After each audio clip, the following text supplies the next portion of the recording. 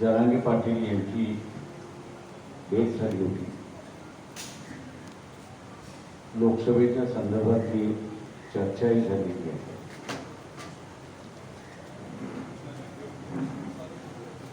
त्यांनी एक नवीन सिस्टम जी उभी केली त्याच्याबद्दलची असणारी त्यांनी माहिती दिली आणि आज कदाचित त्यांचा असणारा पूर्ण डेटा जो आहे उमेदवारांचा तो येईल आणि त्याच्यानंतर पण असणारा त्यांची पुढची वाटचाल होईल असं मी त्या ठिकाणी मानतो.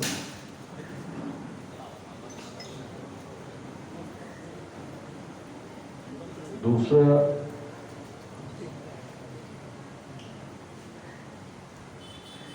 या लोकसभेमध्ये आमचा असणारा प्रयत्न होता त्या ठिकाणी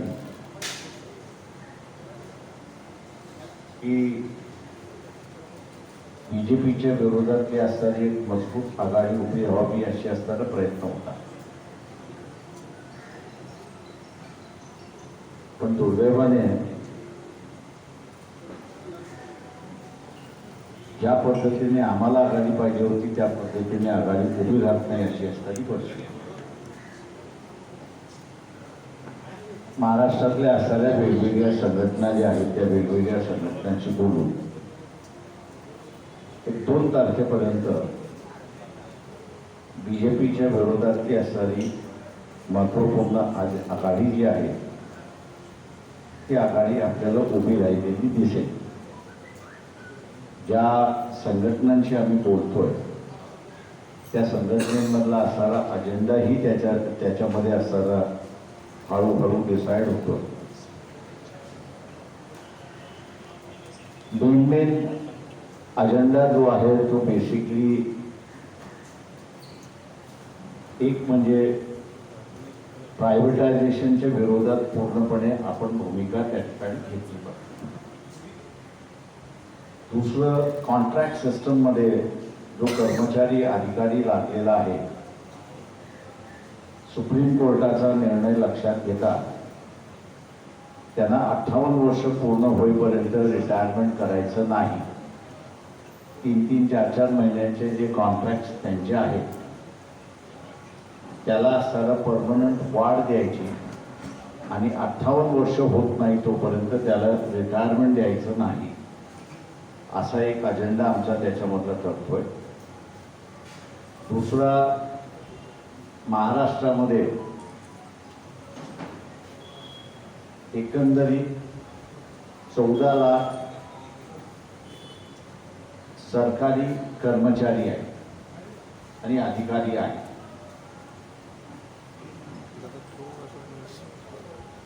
या कर्मचारी अधिकाऱ्यांच्या संख्येमध्ये आपण असं वाढ केली पाहिजे आणि येत्या 5 वर्षाच्या कालावधीत असे असताना सुद्धा एक अजेंडा आम्ही त्या ठिकाणी तयार करतो. दुसरं जे आहे त्याच्यामधलं एक सगळ्यात महत्वाचं जे आहे ते म्हणजे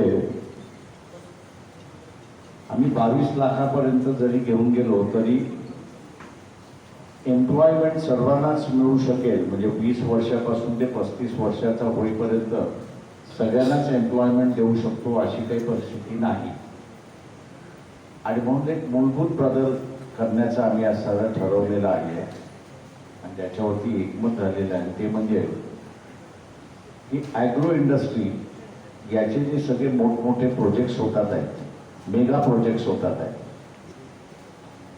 त्या मेगा प्रोजेक्ट्सच्या ऐवजी जुन्या काळामध्ये जशी पिठाची चक्की होती, गावागावामध्ये होती, वस्त्यामध्ये होती, तशाच रीतीने टेक्नॉलॉजिकल बदल झालेला आहे मोठ्या प्रमाणात. आणि हा टेक्नॉलॉजिकल बदल लक्षात घेता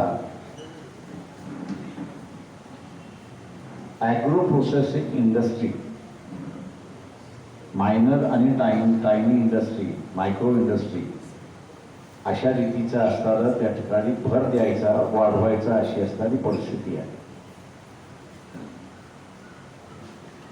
नंतरचा जो मुद्दा आमचा असा ठरलेला आहे तो म्हणजे केंद्र शासन नेहमीच MSP प्राइस त्या ठिकाणी जाहीर करते.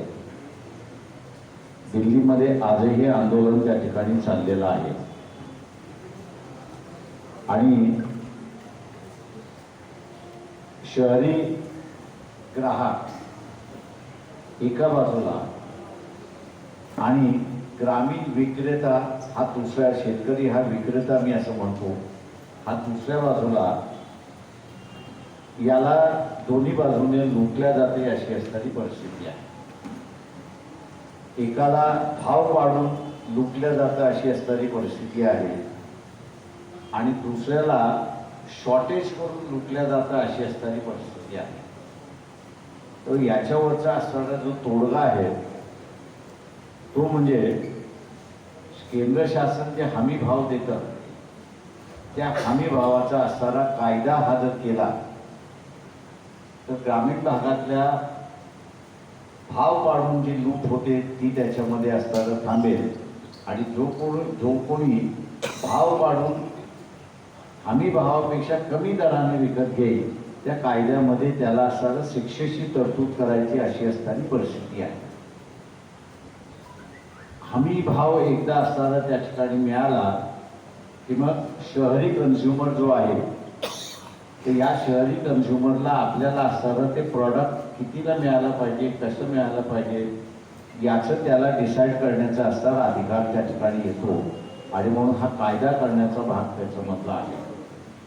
तिसरं नंतरचं महत्त्वाचं जे आहे त्याच्यामध्ये की महाराष्ट्रातले असणारे